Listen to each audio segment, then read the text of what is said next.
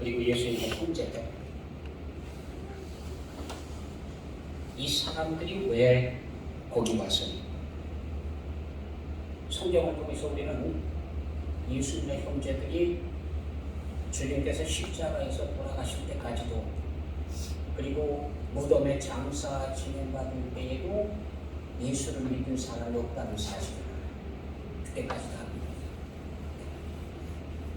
예수님께서 부활하시고 나서 제자들에게 나타나시고 내가 부활했다, 내가 살아있다 라고 증거하신 이후에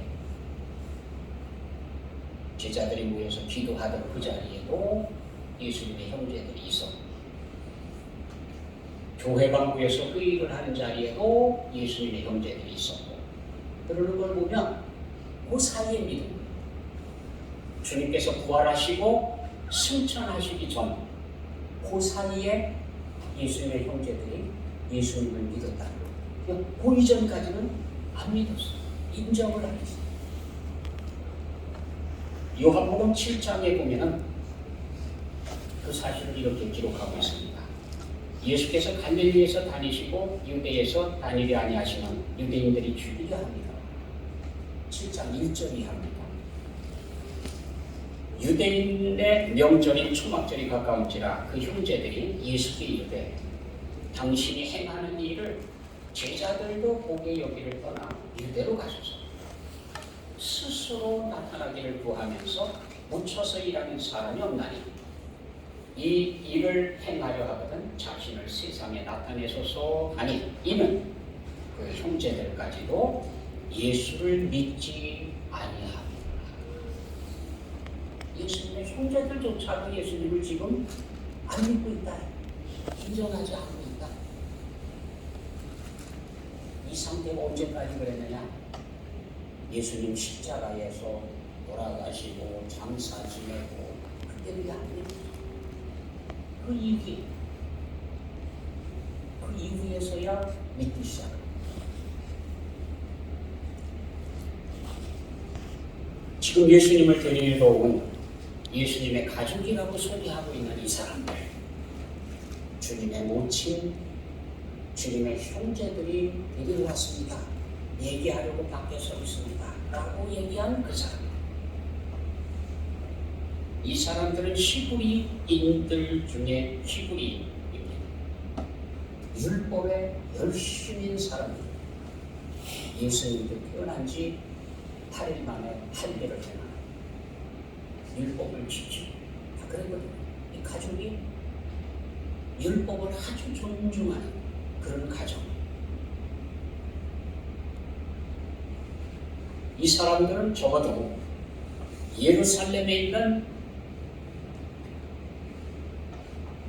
유대인들이 안식일에 주님께서 태어나면서부터 간질병이가 됐던 사람, 또 손마른 사람, 혹은 38년 동안이나 자리를 깔고 누워 있었던 조용한 병자, 이 사람들을 고친 이야기를 들었습니다.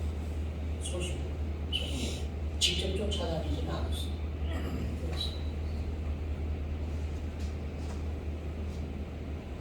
그런데 이런 일들이 있을 때에 서기관과 바리새인들은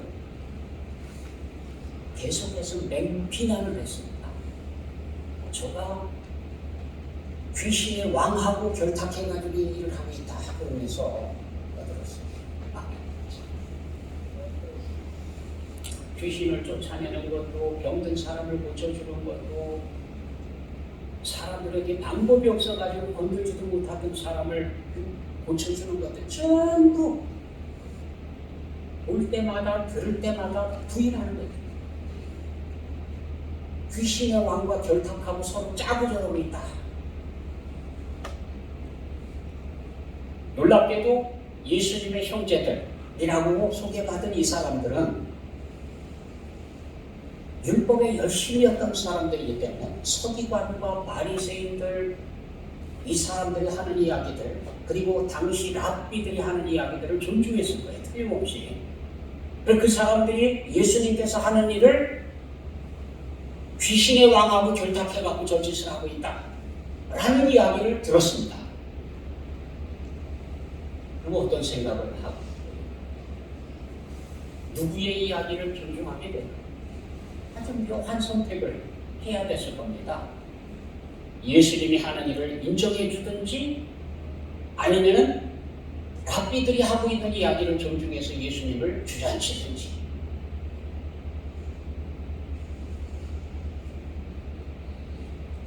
그래서 예수님을 데리러 예수님을 강제로 고향으로 끌고 가요. 조용한 고향 마을로 데리고 가서 숨기려고. 아마 지도자들이 하는 이야기를 믿었는지 아니면 그냥 의식을 해서 그랬는지 정확하게는 알 수도 없지만 분명히 예수님께서 하고 있는 일을 인정하지는 못했어요. 만약에 예수님께서 진짜 하나님 나라의 일을 하고 있다라고 인정을 했다고 하면 붙잡으러 오지는 않았어요. 오히려 추종자들이 돼서 따라다녔지. 그리고 랍비나 바리새인이나 서기관들이 하는 이야기를 맞서서 아니야! 그런 분이 아니라 이랬겠지. 그렇죠? 그런데 데리러 와 있는 거 보면 분명히 인식을 하고 있었고 당시 지도자들이 하고 있는 이야기들에 신경이 쓰였습니다. 그래서 주님께서 하시는 일을 좀 멈추게 하려고 그래서 데리러 온 겁니다.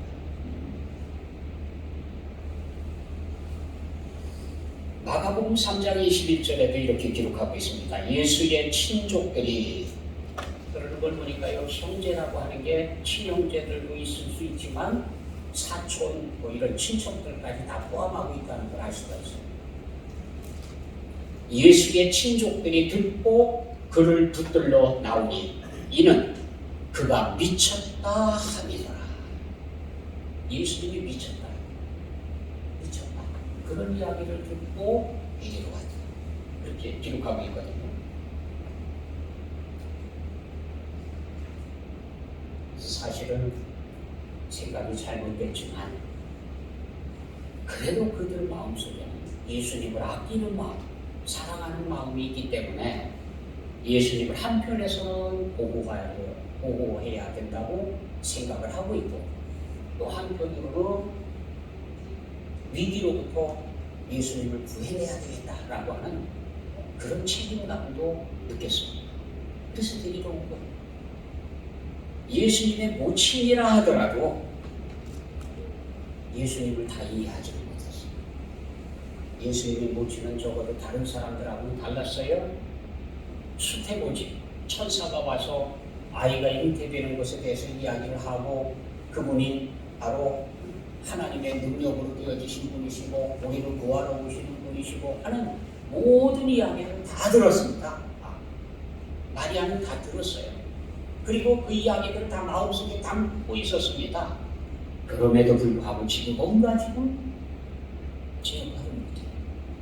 마리아는 생각할 때에 예수님이 정말 그런 분이냐 어디까지 인정을 했어요. 얼마만큼 인정을 했을까요? 잘 모르겠어요. 마리아는 어디까지나 인간으로서의 어머니로서 예수님이 하시는 일을 제약을 하고 이래라 저래라. 제일 처음에 데리고 갔을 때 그 가나의 혼인잔치에서 그랬죠. 네. 포도주가 떨어졌습니다. 그러니까 예수님께서 여자여 그게 나와 무슨 상관이야? 적어도 예수님께서는 어머니가 하시는 이야기에 순종하고 살았어요. 어릴 때 성전에 데리고 갔다가 거기 남아서 랍비들하고 이야기 나누고 있는 것도 모르고 집으로 가느라고 쭉 가다가 아버님 보니까는 예수가 없어졌어요. 어린 예수가. 그때부터 막 거꾸로 찾아왔더니 성전까지 다시 왔죠. 거기 보니까 토론을 하고 있는 거예요. 그래서 어떻게 해서 이렇게 아이야 어찌하여 이런 일을 했느냐 그랬더니 예수님께서 하신 말씀이 내가 아버지 집에 있어야 할 줄 알지 못하셨으니까 라고 얘기를 하거든요. 그렇지만 어머니의 이야기에 순종해서 따라간다. 그리고 순종하면서 살았다. 이 예수님에 대해서 정확하게 이해를 못하고 있는 건 분명해요. 하지만 주님께서는 공생에 하나님의 사역을 시작하기 전까지는 믿고 있었어요. 어머니를 따르고 순종하고 그러면서 숨어서 지냈거든요. 그러다가 이제 하나님의 사역을 시작하면서 공생에 들어가서는 어머니의 이야기보다는 하나님의 일이 우선이더라고요. 그래서 어머니가 이렇게 하다가 일이 터질지도 모르겠다. 고향에 가서 좀 조용히 살자. 자꾸 나서지 말고 조용히 살자. 말 안 듣는 거죠. 그만했으면 좋겠다. 너는 죽이려고 사람들이 얼마나 지금 난리냐. 그러니까 이 일 중단하고 좀 조용히 지내자. 말 안 듣죠. 공생애가 시작되면서부터는 예수님께서는 오로지 하나님의 뜻을 실천하는 데만 모든 걸 집중해. 모든 에너지, 힘을 다 하나님의 일을 위해서 집중을 해. 그리고는 주님께서 가시는 길은 십자가를 향해서 가는 거예요. 사탄이 그렇게 막으려고 해도요, 십자가를 향해서 천천히 갑니다. 제자들도 빨리고 가까이 있는 사람들도 빨리고 다 말려 다 말려. 그래도 주님께서 가시는 길은 십자가를 향해서 갑니다. 왜 그럴까요? 그 일을 위해서 주님께서 오셨거든요.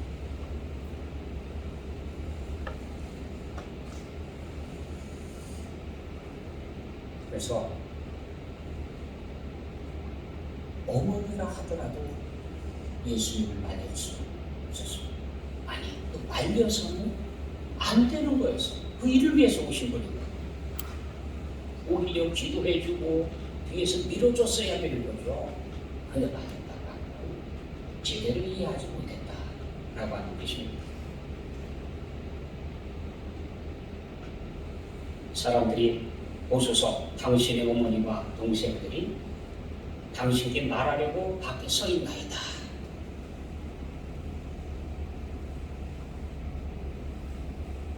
주님의 발음을 잘 봅니다. 때로는 우리들도 아끼는 사람들, 우리를 사랑하는 사람들, 가족, 부모 혹은 자녀들이 우리가 가는 길을 막을 때가 있어요. 우리가 하려고 하는 일들을 방해하는 때가 있어요. 이해하지 못해서, 몰라서. 예수님도 그런 일을 겪으신 겁니다. 주님께서 어머니가 나서 동생들이 친척들이 그래서 주님의 답변은 누가 내 어머니이며 내 동생들이냐? 누가 내 어머니냐? 누가 나의 가족이냐? 진정한 주님의 가족이 누구냐?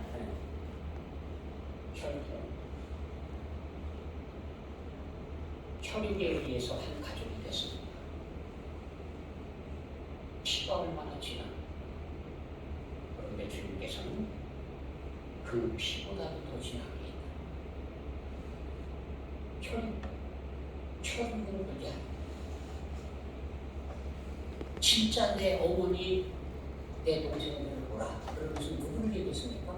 믿는 자들, 믿는 사람을 얘기했어요. 여기 내 어머니와 내 형제들 와. 손을 내밀어 제자들을 가르쳐 이르시되 나의 어머니와 나의 동생들은 와. 누구든지 하늘에 계신 내 아버지의 뜻대로 하는 자가 내 형제요 자매요 어머니이니라. 누가 진짜 예수님의 가족이냐? 누가 예수님의 어머니이고 동생이고 가족이냐? 누가 하나님의 진짜 가족이냐? 에베소서 2장은요 우리의 과거, 현재, 미래를 다 기록하고 있거든요. 1절에서부터 쭉 시작합니다. 그는 허물과 죄로 죽었던 너희를 살리셨고 아버지 우리가 과거에 있었어요. 그래서 우리가 그때에 이 악한 영들이 하고 시키는 대로 쫓아다니면서 하나님의 진노의 대상으로 그렇게 살고 있었다. 그랬던 우리를 예수 그리스도께서 오셔서 살려주시고 새로운 신분을 갖게 됐는데 하나님의 가족이 된다. 영접하는 자, 그 이름을 믿는 자들에게 하나님의 자녀가 되는 권세를 주셨다 그랬습니다. 믿는 사람들, 예수 그리스도께서 우리를 찾아오셔서 행하신 일을 믿고 받아들이는 사람들에게 하나님의 가족이 되는 은혜를 줬다. 그리고 주님께서 제자들 곁을 떠나실 시간에 이렇게 말씀하셨습니다. 너희는 마음에 근심하지 말라. 하나님을 믿으니 또 나를 믿으라. 내 아버지 집에 거할 곳이 많다.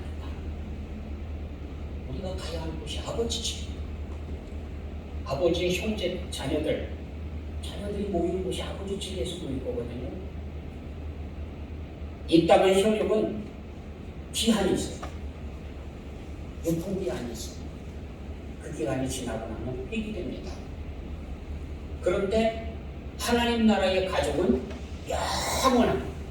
영원히 하나님의 가족.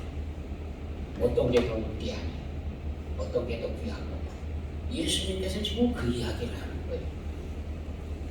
시골에서 지금 형제들보다 자기를 낳아준 어머니보다도 더 어머니들이고 더 형제들이고 더 소중한 관계, 더 가치 있는 관계들이라고 합니다. 그렇습니다. 이 땅의 효력은 때가 되면 다 폐기됩니다. 그런데 하나님 나라의 자녀들이 된 거는요, 영원하거든요. 영원토록 우리는 하나님의 가족으로 그렇게 살아가게 될 거예요.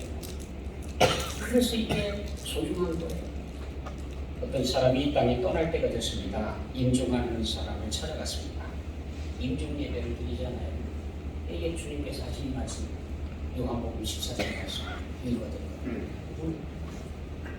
그런데 노인에게 권면을 하고 그리고 마음속에 예수님을 영접하셨으니까 예수 이름으로 사탄을 물리치시고 하나님 아버지의 집으로 가십시오. 그랬더니 임종을 앞둔 사람이 꽉 다그고 대답을 안 해. 큰일 났다 싶어가지고 왜 대답을 안 하십니까? 아멘 해보십시오. 아멘과 예수님을 믿습니다 해보십시오. 아멘과 무슨 사정이라도 있습니까? 그랬더니 노인이 하는 얘기가 생각해보니까 내가 지금 이 시간에 어디로 갈지 모르는데 하나님이 있는 곳에 가면 하나님을 아버지라고 지금 고백하는 게 유리하지만 그러다가 딴 데 가면 딴 세상에 가면 그러면 괘씸죄에 걸릴 거 아니냐 이거예요. 그러니까 어디로 갈 줄 모르기 때문에 지금 섣불리 선택할 수가 없다. 그런데 아주 지혜로운 것 같지만 전부를 잃어버리는 거죠. 이 땅에 지금 확실 없이 사는 사람들이 참 많아요. 어디로 갈지 자신이 없어가지고 자신 있게 하나님을 아버지로 고백하지 못하는 사람들이 많이 있어요. 무슨 선택이, 무슨 선택, 어느 쪽을 선택하느냐? 이 땅을 살면서 확실한 지위를 갖고 가죠. 어디로 가는 거냐? 누구의 자녀냐? 분명하게 하고 가야 돼. 신분도 애매하게 떠나서는 안 된다. 주님께서 하신 말씀이 그겁니다. 나의 어머니와 나의 동생들을 하나님께 열심히 사는 여러분이 원합니다. 기도하겠습니다. 사랑의 아버지 하나님, 오늘도 저희들을 불러주시고 하나님의 자녀로 살게 해주시고 하나님을 아버지라고 부를 수 있도록 은혜 베풀어 주시면 감사합니다. 하나님의 자녀들로 이 땅을 살다가 아버지 집을 향해서 확신을 가지고 떠날 수 있는 저희들이 되게 하여 주옵소서. 예수 그리스도의 이름으로 기도드립니다. 아멘.